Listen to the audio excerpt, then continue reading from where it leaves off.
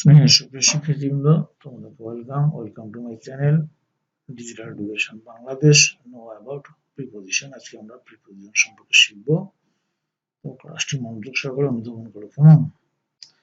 তো প্রিপোজিশন কাকে বলে? আমরা জানি যে প্রি শব্দ অর্থ হলো পূর্বে এবং পজিশন হলো অবস্থান, অর্থাৎ যেসব ওয়ার্ড কোনো নাউন বা প্রোনাউনের পূর্বে বসে অন্যান্য শব্দের সাথে একটি সম্পর্ক স্থাপন করে তখন তাকে প্রিপোজিশন বলা হয়। সুতরাং প্রিপোজিশন হলো সম্পর্কবাচক শব্দ যা অন্যান্য শব্দের সাথে সম্পর্ক তৈরি বা নির্দেশ করতে ব্যবহৃত হয়। প্রিপোজিশন কত প্রকার, কি কি? গঠন ও কাজের ভিত্তিতে আমরা প্রিপোজিশনকে 6 ভাগে ভাগ করতে পারি।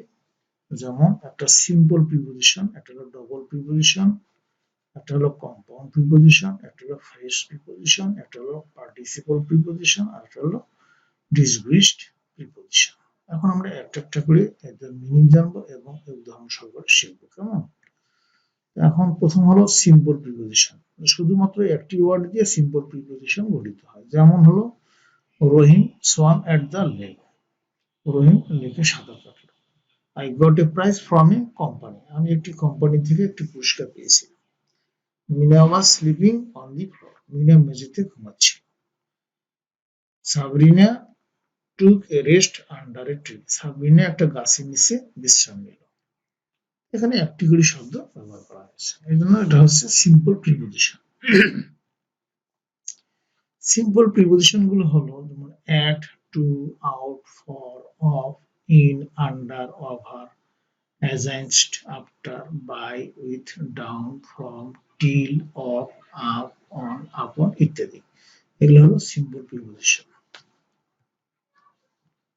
ডবল প্রিপোজিশনটা কি? দুইটি সিম্পল প্রিপোজিশন একত্রে যুক্ত হয়ে তৈরি হয় ডাবল প্রিপোজিশন। যেমন আমরা they run out of fuel, তাদের জ্বালানি ফুরিয়ে গেছে। সে put the book onto the table, সে টেবিলের উপর বইটি রাখলো। I am coming within 5 minutes, আমি 5 মিনিটের মধ্যে আসছি।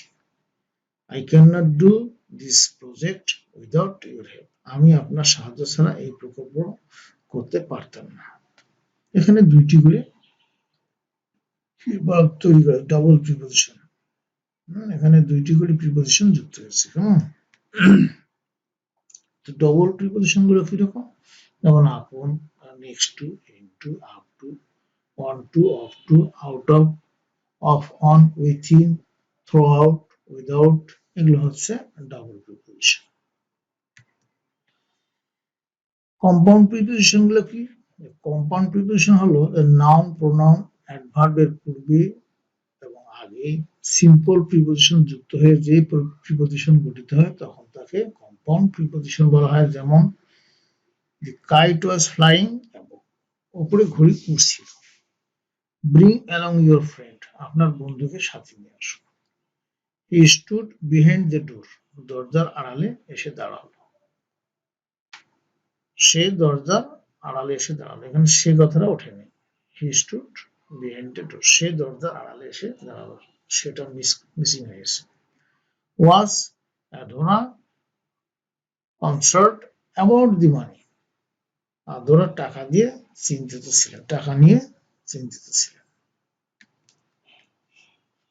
আর কম্পাউন্ড প্রিপোজিশন গুলো হলো যা অ্যাবভ, ওয়ান যোগ বাই যোগ আপ, তারা হচ্ছে অ্যাবভ। বিফোর বাই যোগ ফর, ইনসাইড ইন যোগ সাইড, অ্যাক্রস অন যোগ ক্রস, অ্যাক্রস। অ্যাবাউট ওয়ান যোগ বাই যোগ আউট, অ্যাবাউট। বিহাইন্ড বাই যোগ হিন্ট, বিহাইন্ড। আউটসাইড আউট যোগ সাইড, আউটসাইড। beside by যোগ সাইড, beside। along নো যোগ লং, along। below by যোগ লো, below। beyond by যোগ want, beyond। between by যোগ twin, between। এগুলো হচ্ছে কম্পাউন্ড প্রিপোজিশন। আশা করি তোমরা সবাই বুঝতে পেরেছো।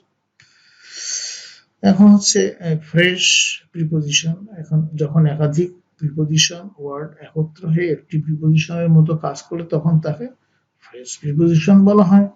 যেমন a car was parked in front of my house, আমার বাসার সামনে একটি গাড়ি দাঁড় করানো ছিল। Today's game was stopped on account of rain, বৃষ্টির কারণে আজকের খেলা বন্ধ হয়ে যায়। Give the children water instead of soft drink. বাচ্চাদের কোমল পানীয়ের বদলে পানি দিলাম।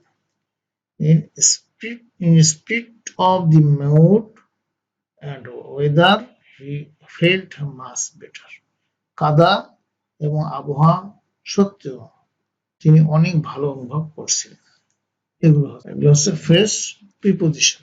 এগুলো হলো on account of, in front of, instead of, in spite of, in hint of, in course of ইত্যাদি। এরপর হচ্ছে পার্টিসিপল প্রিপোজিশন। কিছু শব্দ বা ওয়ার্ড যেমন প্রেজেন্ট পার্টিসিপল ভার্বের সাথে আইএনজি যুক্ত করা হয়েছে। Past participle verb past participle যদি প্রিপোজিশনের ন্যায় কাজ করে তবে তাকে পার্টিসিপল প্রিপোজিশন বলা হয়। যেমন play according to the rules, নিয়ম অনুযায়ী খেলা। All information regarding the meeting was true, বৈঠক সংক্রান্ত সমস্ত তথ্য সত্য ছিল। The student was taken from one class to another, ছাত্রকে এক শ্রেণী থেকে অন্য শ্রেণীতে নিয়ে যাওয়া হয়। Life is about accepting the problems and finding the solutions. মানব জীবন মানে সমস্যাগুলোকে মেনে নেওয়া এবং সমাধান খোঁজা।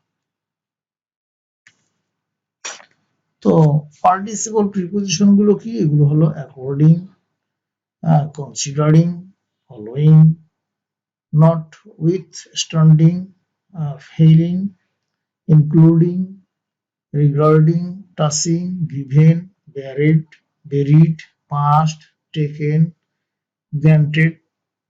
granted, provided, expecting, pending, accepting ইত্যাদি হচ্ছে কি পার্টিসিপল প্রিপোজিশন।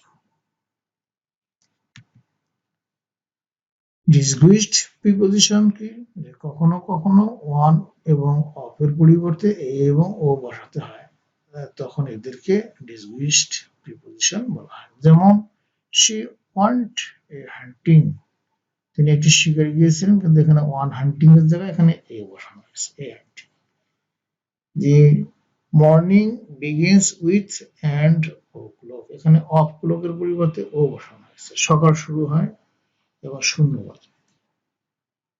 তো প্রিয় শিক্ষার্থীবৃন্দ, আশা করি তোমরা ক্লাসটি বুঝতে পেরেছো। পরবর্তী ক্লাসে প্রিপোজিশনের ব্যবহার নিয়ে আমি আলোচনা করব।